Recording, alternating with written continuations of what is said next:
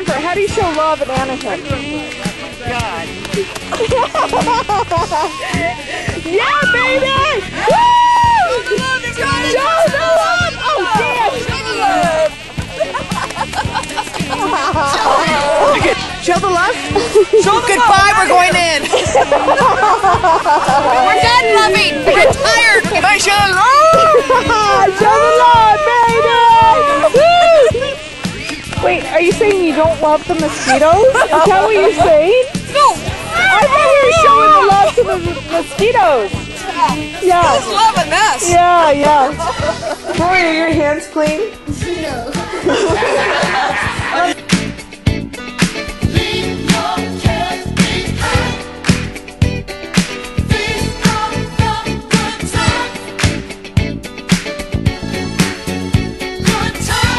Now, I think the first story we want to talk about is our famous fishing trip. Well, I advised we had some weight to balance. I think that Rick, we would be.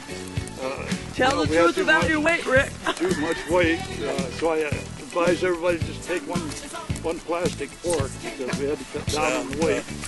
Our first meal was going to be chili, so we took a big pot of chili, and the guys come in and got their bowl of chili, and then the first thing I know, they broke their fork and didn't have a fork to eat with. I happened to have a spoon in my pocket, and I was able to eat my chili without any trouble. One fork, but didn't talk about bringing a second spoon. Yeah. So I think you filled it with a stick. Like you were there too, dude. We were out in no man's land, and all we saw was bear footprints, and then we saw bear dropping. Yeah. I want to know how you know a bear dropping. Yeah, exactly. How do you know bear dropping? It had bare feet next to it. And he got out quite a ways, and then they put the reporters in, and we, at the other night, then we sang, row, row, row your boat. had a great time. So he gets the boat back up to where he had originally taken it, and then he turns the gas on, and he pulls the starter, and it starts right up, and they take off. He wanted bet to that bit. I just talked myself on Arlo. Don't be light about the weight.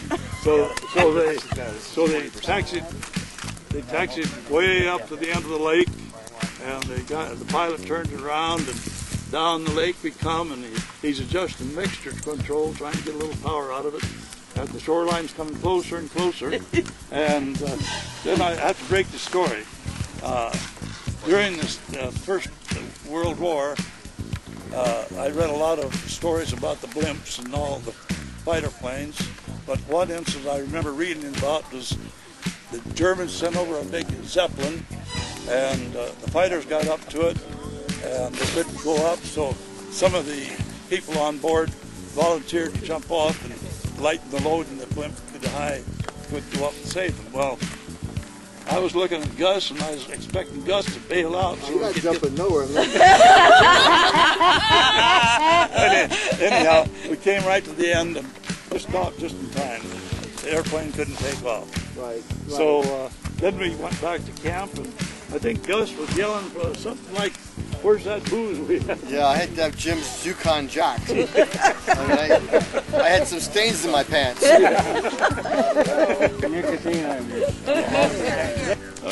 one-eyed akua.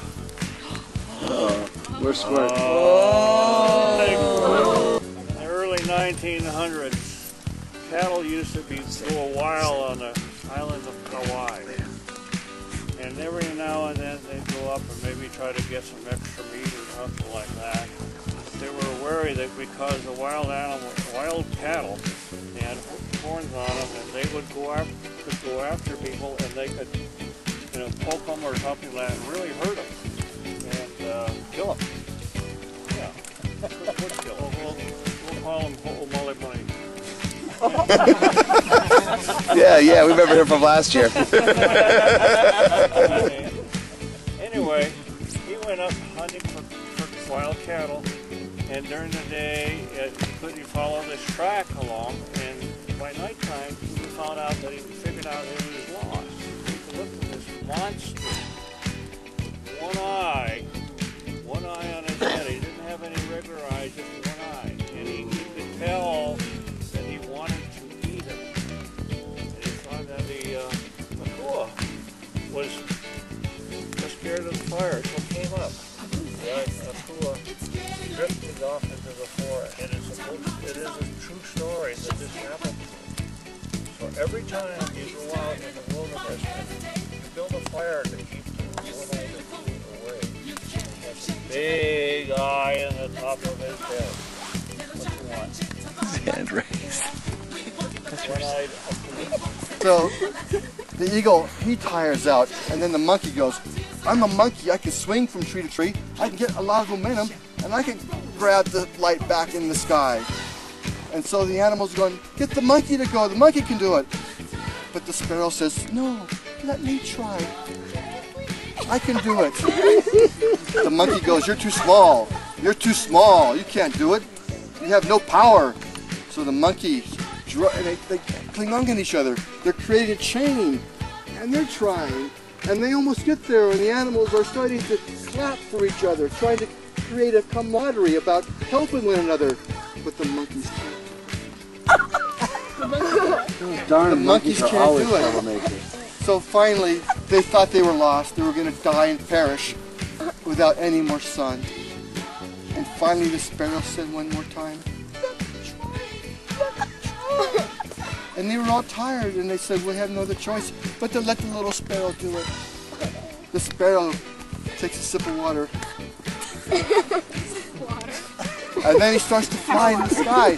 He gets up to the point, and he just about gets there. And all the farm animals, no, all the jungle animals say, oh my gosh, try one more time. And he comes back down. More water. Goes up, and he pokes into the blackness of the night. The blackness of the night. A ray of light comes out. One ray of light, and it looks like a star. So all the jungle animals are happy. They're clapping. Meanwhile, the Lord's looking down. That's a happy family down there. And they're starting to love one another. And they're all cheering for the sparrow. And the sparrow's going 1, 2, 3, 4, 5, 6. And all of a sudden, by the end of the night, we have stars again. Time to turn out the light. With the dawn comes the sun. And a new day's begun. Lullaby and good night. See the stars shining bright, while the angels come to play in your dreams until day.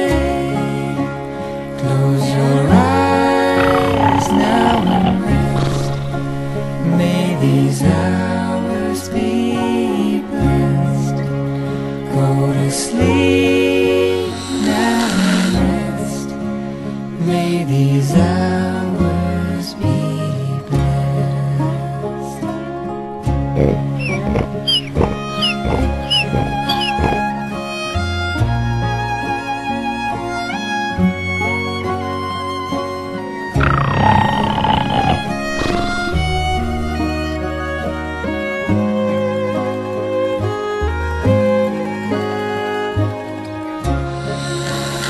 Close your eyes now and rest. May these hours be blessed. Go to sleep now and rest. May these hours be blessed.